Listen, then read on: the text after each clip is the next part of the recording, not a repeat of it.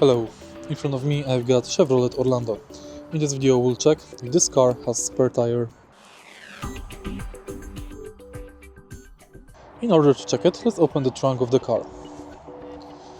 As you can see, in the trunk of the car there is no place for spare tire because right here we've got two additional seats we can open. Here also we don't have any space for spare tire. So let's check under the car.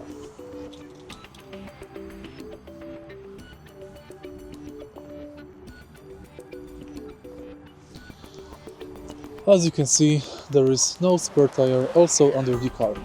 So what do we have to do? Take a look at your trunk and open this cover. Right here you can find kit that can help you fix the tire on the go and pump it. There is a pump and there is a vent.